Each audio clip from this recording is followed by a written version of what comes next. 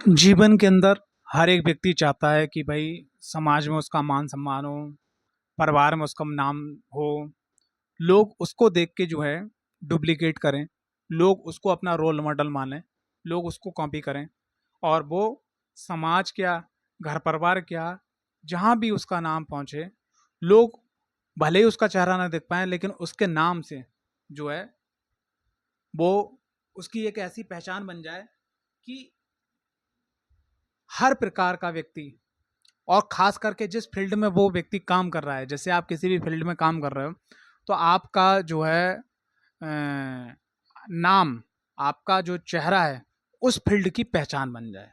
जैसे एक एग्जाम्पल, कोई व्यक्ति कोई भी काम करता है तो उसको कहते हैं फलाने काम वाले, ठीक है। तो कुछ ऐसा एग्जाम्पल आपकी लाइफ में हो जाए, और अगर आप चाहते हो कि जीवन के अंदर कुछ ऐसी ही आप ऊंचाइयां हासिल कर लो, या आप चाहते हो कि आज तक मैंने बहुत सारे काम किए और मैं भटकता रहा, लेकिन अब मैं चाहता हूं कि मैं लाइफ में ना भटकूं और मैं अपने जीवन के अंदर बहुत कुछ हासिल कर लूं, तो दर्शकों ये एपिसोड आपके लिए होने वाला है। नमस्कार दर्शकों, मेरा नाम है एस्ट्रो एस एस बघेल। आपका ये जो चैनल है एस्ट्रो एस एस बघेल में आपका हार्दिक स्वागत है। अगर आप चैनल पर पहली बार आए हैं तो चैनल को सब्सक्राइब करना, वीडियो को लाइक करना बिल्कुल ना भूलें। कमेंट्स बॉक्स पर जय माता दी जरूर लिखिएगा। कुंडली विश्लेषण अध्ययन करवाने के लिए या अपना कोई भी प्रश्न पूछने के लिए डिस्क्रिप्शन में दिए गए हमारा नंबर जो है उस पर आप संपर्क कर सकते हैं। अपना अपॉइंटमेंट बुक कीजिएगा, फीस जो है आपकी ली जाएगी। कोई भी आपको सेवा जो है अनपेड नहीं है, सब सेवा जो है वो पेड है। पहले आपको फीस देनी होगी, अपॉइंटमेंट लेना होगा, फिर आपको उसका समस्या का समाधान आपको जरूर प्राप्त होगा। आप चलते हैं वीडियो की तरफ, लेकिन वीडियो की तरफ आगे बढ़ने से पहले मैं बहुत सारी बातें आप लोगों से अपने दिल की शेयर करना चाहता हूँ। बहुत सारे लोग हैं, थोड़ी सी वीडियो स्टार्ट हुई, उनने देखी एक आध मिनट की, और देखने के बाद में उनने कमेंट्स बॉक्स पे लिख दिया बकवास। बहुत सारे लोग हैं, थोड़ी सी वीडियो आगे बढ़ी, बोले बिल्कुल बकवास, गलत है। हाँ देखो, हर चीज का एक सूत्र होता है भैया, हर चीज का एक सूत्र होता है।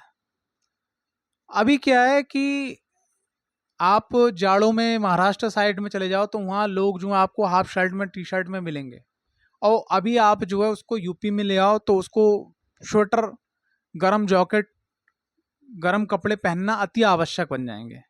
तो सबसे पहली चीज, आप पूरी चीज का विश्लेषण तो सुनिए, फिर आप कमेंट्स कीजिएगा ना। और भैया देखो, मैंने तो आपको बुलाया नहीं चैनल पे, आप आए उसके बाद बकवास लिख रहे हो आप, तो ये थोड़ा सा मेरे को समझ में नहीं आता।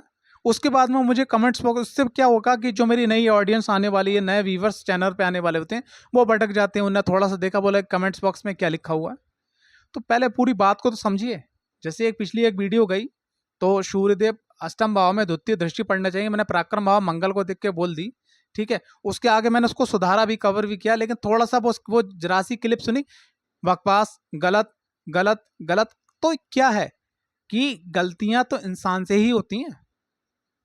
मेरा कहीं ध्यान था, किसी की कॉल आ गई व्हाट्सएप पे, मैं ध्यान देने लगा और मैंने बोल दिया सूत्र और फल मतलब सूर्य का ही था, लेकिन मैंने क्या बोल दिया, मंगल का बोल दिया, यानी पराक्रम हम बोल दिया। तो कहने का तात्पर्य यह है कि भैया सीधी सी बात है, ये जो चैनल है ये आप सब लोगों के प्यार से है और माँ भगवती के आशीर्वाद से है। अगर आपको किसी भी चीज़ पर टिप्पणी करना है तो टिप्पणी करने के लिए क्या है, आपने जो है पहले उस चीज़ को, उस टॉपिक को समझना है, ठीक है। मैं हर बार बोलता हूँ कि सूत्रों की आवश्यकता होती है। जैसे मैंने लगन में मंगल का प्रभाव बताया, तो आपका लगन कोई सा भी हो सकता है। लगन के अंदर मंगल किस अंश पे बैठे हैं, किस डिग्री पे बैठे हैं, कौन सी दृष्टि है, ये सब चीज़ देखना बहुत ही आवश्यक है।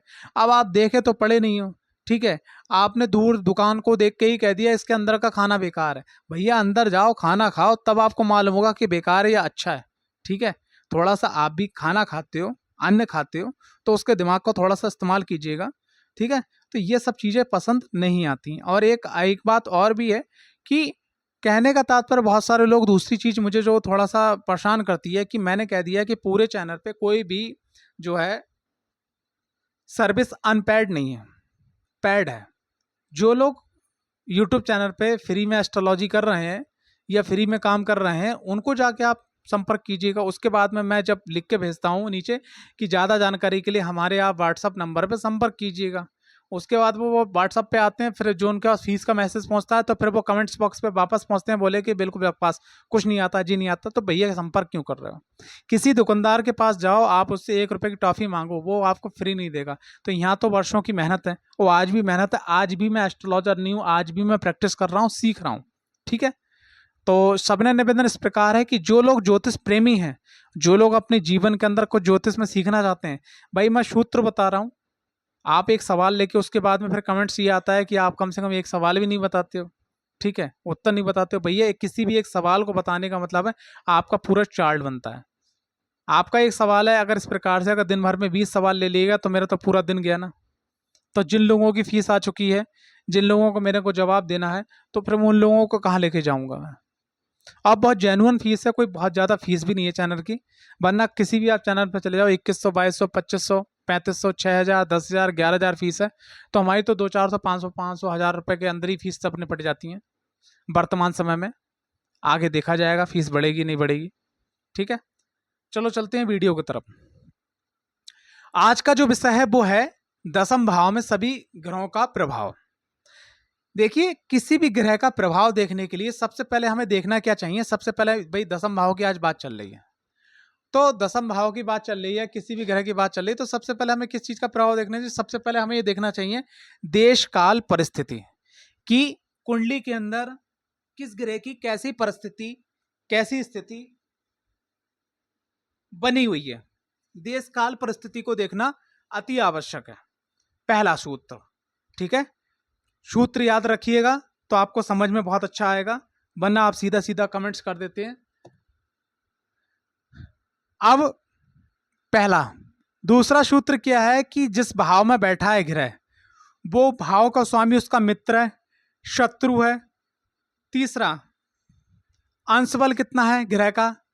चौथा, उस पर किस ग्रह की दृष्टि है। पांचवा, उसके संग किस ग्रह की युक्ति है। छठा, कुंडली के अंदर किस ग्रह की महादशा चल रही है। सातवां, कुंडली के अंदर किस ग्रह की अंतर्दशा चल रही है। आठवां, कुंडली के अंदर गोचर की स्थिति क्या है। नौवां, कुंडली के अंदर जो गोचर वर्तमान स्थिति में राहुदेव, शनिदेव और केतुदेव, गुरु महाराज कहाँ बैठे हैं, क्योंकि ये ऐसे ग्रह हैं कि एक लंबे अरसे के बाद में राशि परिवर्तन करते हैं। साथ ही साथ क्या है कि कुंडली के अंदर किस योगिनी की महादशा चल रही है। ये सब जब आप आकलन करते हो तब चीज निकल के आती है बेहतरीन, कि आपकी लाइफ के अंदर क्या होने वाला है, तब सटीक गणना निकलती है। अब मैंने बताया, आपने डायरेक्ट पकड़ लिया उसको, तो आप अपनी, इसीलिए कहा जाता है कि एक अच्छे एस्ट्रोलॉजर से आप अपनी कुंडली विश्लेषण अध्ययन जरूर करवाएं। ठीक है, दूध घर पे आता है तो लोग उंगली डाल के देखते हैं, लेकिन वाइन खरीदने के लिए लोग कगार यानी लाइन में लग के जाके लेते हैं, और वो चाहे लोकल दे, चाहे सस्ती दे, चाहे मद्दी दे, लेकिन लोग वाइन खरीदते हैं। दसम भाव पे सबसे पहले किस चीज का प्रभाव होता है, तो उस पर पहले बात करेंगे। तो भाई दसम भाव पे किस चीज का प्रभाव होता है वो बात करेंगे। तो दसम भाव पे जो प्रभाव होता है वो हमारा होता है सबसे पहले हमारे कर्म का, यानी कर्म स्थान बोला जाता है इसको, राज स्थान भी बोला जाता है। ठीक है, पितृ का सुख देखा जाता है, उद्योग धंधा का सुख देखा जाता है, व्यापार है, नौकरी है, पदोन्नति है, राजधिकार है, उच्च पद प्राप्ति है, कर्म है, यश है। ठीक है, आजीविका है का साधन, जैसे कोई भी आप काम करते हो, ठीक है, साधन है। ठीक है, उच्च अभिलाषी यानी कि हम किस जगह पे पहुंचना चाहते हैं। स्थानांतरण यानी कि जिसको बोलते हैं ट्रांसफर। ठीक है, घुटने हमारे सास यानी हमारी पत्नी की माँ या हमारे पति के माँ, सासू माँ। ठीक है, इत्यादि का विचार यहाँ से किया जाता है। ठीक है, तो यहाँ पर इन सब चीज़ों से जो है, इन सब चीज़ों का विचार यहाँ पर किया जाता है। अब बात करते हैं मेन टॉपिक पे, जो आज का टॉपिक है। आज का जो टॉपिक है वो है आपका दसम भाव में सभी ग्रहों का प्रभाव। तो दसम भाव में बाकी ग्रहों का क्या प्रभाव है, इस विषय पे अब बात करना शुरू करते हैं।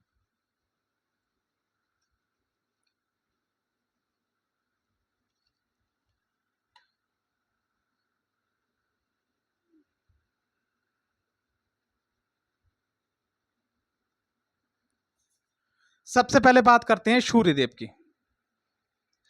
सूर्यदेव अगर कुंडली के अंदर दसम भाव में बैठे हैं तो ऐसा व्यक्ति देखो धन्यवान, वैभव, प्राप्त होता है उसकी लाइफ में, बुद्धिमान भी होता है, भाग्यशाली होता है, पराक्रमी होता है, ठीक है, उसका प्रताप दूर दूर तक होता है, यश कीर्ति उसकी दूर तक होती है, व्यवसाय में उसकी वृद्धि होती है, राज सम्मान पद प्रतिष्ठा नौकरी में वृद्धि होती है, ठीक है, और मित्र प्रेमी होता है, थोड़ा सा माँ को लेके कलेश की स्थिति थोड़ी सी बनी रहती है, विद्यमान रहता है, प्रख्यात रहता है। ये सूर्य की स्थिति में देखा गया है। अब सूर्य की सप्तम दृष्टि पड़ती है, क्योंकि सूर्य के पास एक ही दृष्टि है, तो सूर्य की दृष्टि पड़ती है सप्तम भाव पे, थोड़ा सा माँ को लेके, और थोड़ा सा उसके जीवन में जो सुख होते हैं, सुख तो उसको सब मिलते हैं, लेकिन उन सुख को भोगने में उसको थोड़ा सा दिक्कत परेशानी देखी गई है।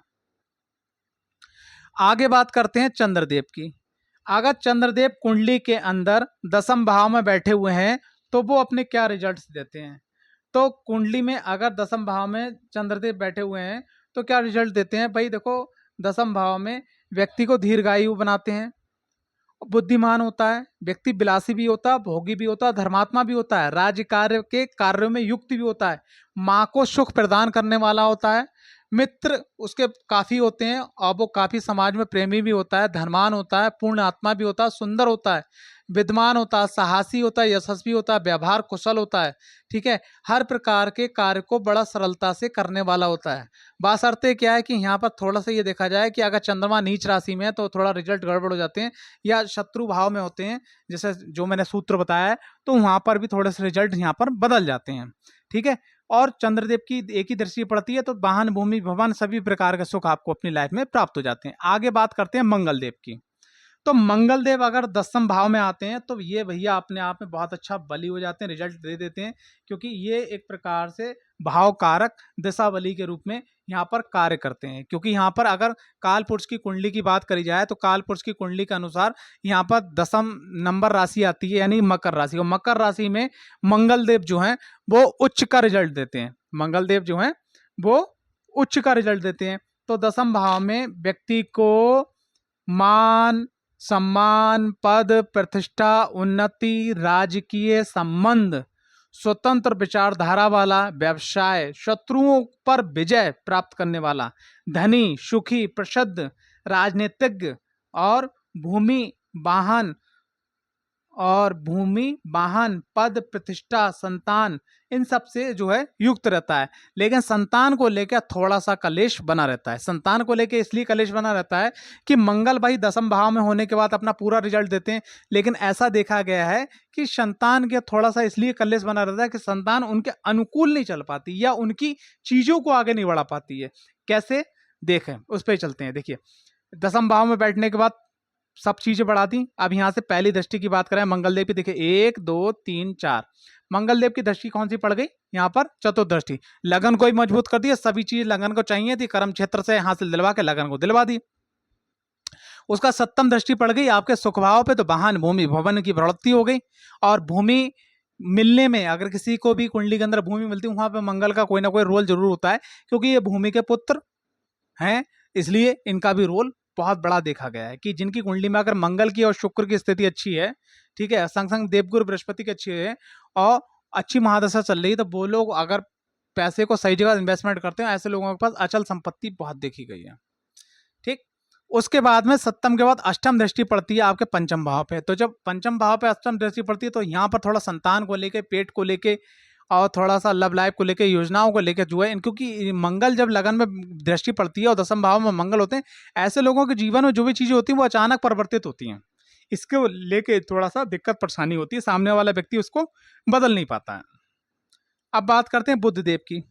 अगर बुधदेव जो है दसम भाव में बैठे हैं तो किस प्रकार का रिजल्ट देते हैं? भाई देखो, दसम भाव में बैठने के बाद व्यक्ति को ये भाग्यमान, बुद्धिमान, ठीक है, स्वतंत्र विचारधारा वाला, ठीक है, राज्य में प्रिय और मान सम्मान प्राप्त करने वाला, माता पिता का आशीर्वाद और प्रेम प्राप्त करने वाला, ठीक है, माता पिता की बात को मानने वाला, ठीक है, भूमि भवन संपत्ति, ठीक है, ये सब उसको प्राप्त हो जाती है।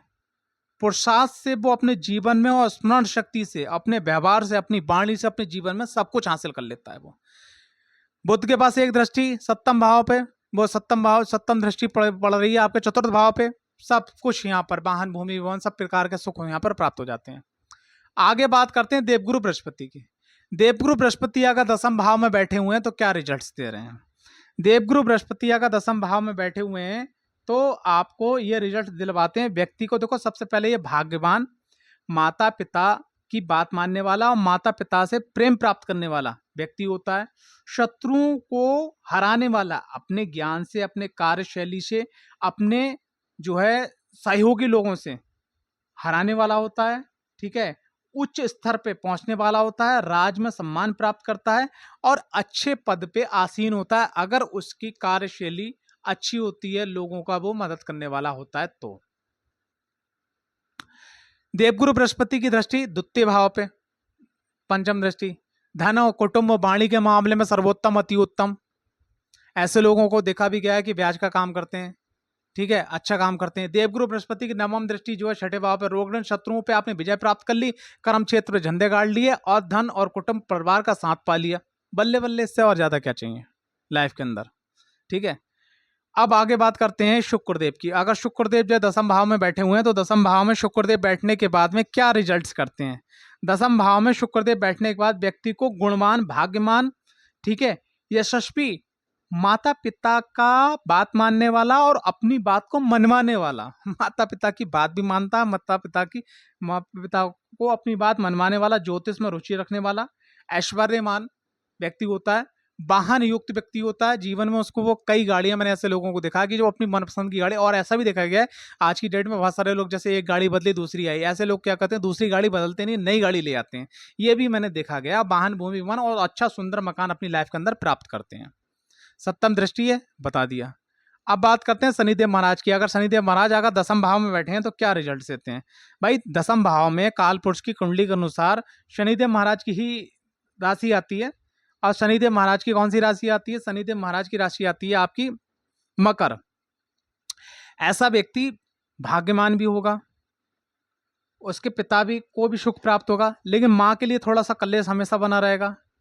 ठीक है, राज्य में मान सम्मान भी मिलेगा उसको, लेकिन एक दिक्कत भी रहेगी, उसके विरोधी भी बहुत होंगे, विरोधी उसका कुछ कर भी नहीं पाएंगे, लेकिन दिक्कत उसका संग हमेशा बनी रहेगी।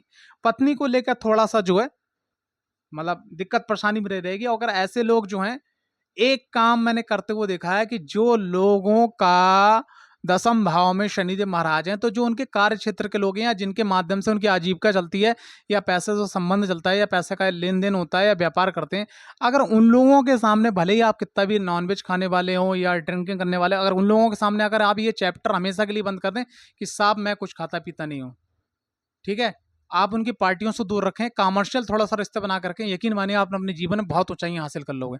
लेकिन अगर कॉमर्शियल से थोड़ा सा आप जो है इमोशनली अटैचमेंट हो गया आपका, ठीक है, तो फिर बहुत दिक्कत हो जाएगी आपकी लाइफ में। वो ही लोग आने वाले समय में आपके रोड़ा बन जाएंगे और अज्ञात आदृश्य रोड़ा बनेंगे और आप अपने जीवन में उन्नति को जो चाह रहे वो प्राप्त तो कर लोगे, लेकिन समय बहुत लग जाएगा। शनिदेव की दृष्टि व्यय भाव पे पड़ने के बाद में, तीसरी दृष्टि व्यय भाव पे पड़ने के बाद में, भाई देखो, अगर आपने यहाँ पे शनि की एनर्जी को पॉजिटिव कर लिया तो ये तो अच्छा हो जाएगा, वरना शनिदेव महाराज आपके नेगेटिव फ्लो को बढ़ा देंगे, पॉजिटिव फ्लो को रोक देंगे, ये आपके लिए दिक्कत बंद हो जाएगा। शनिदेव महाराज की सप्तम दृष्टि पड़ रही है आपके सुख भाव पे, तो वाहन, भूमि, भवन सब कुछ आपको प्राप्त होगा। ठीक है, माँ से या तो बनेगी नहीं, या तो माँ के सुख में कमी आ जाएगी, या माँ अस्वस्थ रहेंगे, या माँ आप जब अपने जीवन में ऊंचाइयों को हासिल करोगे तो हो सकता है भगवान ना करे माँ आपका साथ छोड़ दें। तो ये देखा गया। और एक चीज़ और भी देखी गई है, दसम भाव में शनिदेव महाराज बैठने के बाद आप अपने जीवन में खूब बहुत सारी ऊंचाइयाँ हासिल कर ले हुए, वाहन है, भूमि, लेकिन उसका सुख या तो आपकी संतान या आपके नौकर नाकर, ठीक है, नौकर चाकर उठाते हुए देखे गए हैं। ये प्रैक्टिकल है मेरा। उसके बाद शनिदेव महाराज की जो दृष्टि पड़ती है वो दसम दृष्टि पड़ती है सप्तम भाव पे, तो थोड़ा सा दाम्पत्य जीवन में कलह या व्यापार में थोड़ा सा उतार चढ़ाव ये आपका बना रहेगा। राहुदेव की बात करी जाए, राहुदेव की अगर बात करी जाए तो राहुदेव दसम भाव में बैठने के बाद व्यक्ति को प्रभावशाली, ख्याति प्राप्त करने वाले, माता पिता को थोड़ा सा कलेश या समझ लो थोड़ा सा अलगाव, या भाई से, कुटुंब परिवार से थोड़ा सा अलग रखने वाले, थोड़ा मितव्ययी, संतान को लेकर थोड़ा सा कलेश, थोड़ा सा बने रहना, ये सब चीज़ें देखी गई हैं। लेकिन दसम भाव में राहु जो है, मैं एक चीज़ हमेशा कहता हूं कि कर्म क्षेत्र में राहु का पहुंचने का मतलब आप अपने जीवन में सब कुछ हासिल कर सकते हो, लेकिन यहाँ की राहु की एनर्जी को आपको पॉजिटिव करना है, पॉजिटिव करना है, पॉजिटिव करना है। क्यों? कारण बता रहा हूं मैं। देखिए 1 2 3 4 5, भाई पांचवी दृष्टि राहु की पड़ गई कहां पर? आपके द्वितीय भाव पे। द्वितीय भाव हमारा काय का है? वाणी का, धन का और कुटुंब का। हम थोड़ी देर के लिए कुटुंब भी रोक देते हैं, थोड़ा सा वाणी और धन को लेकर चलते हैं, क्योंकि कुटुंब आज की डेट में जब लोग आगे बढ़ते हैं थोड़ा बहुत अलग तो हो ही जाते हैं। एक तो आज की प्राकृतिक नेचुरल बात हो गई है, लेकिन अगर आप अपनी वाणी को और खान पान को कंट्रोल करते हो, खास करके जिन लोगों के द्वितीय भाव पे राहु की दृष्टि पड़ती है, ऐसे लोग चैन स्मोकर देखे गए भाई। अगर आप स्मोकिंग कम करते हो, गुटखा टबैको कम खाते हो और अल्कोहल नहीं लेते हो, खान पान अपना शुद्ध रखते हो, तो आपकी वाणी कंट्रोल होगी, धन की स्थिति मजबूत हो जाएगी। और जब आपका खान पान अच्छा होगा तो आपका स्टमस, यानी कि स्टमस बोले तो पेट, भाई गले से खाते हैं पेट में आता है।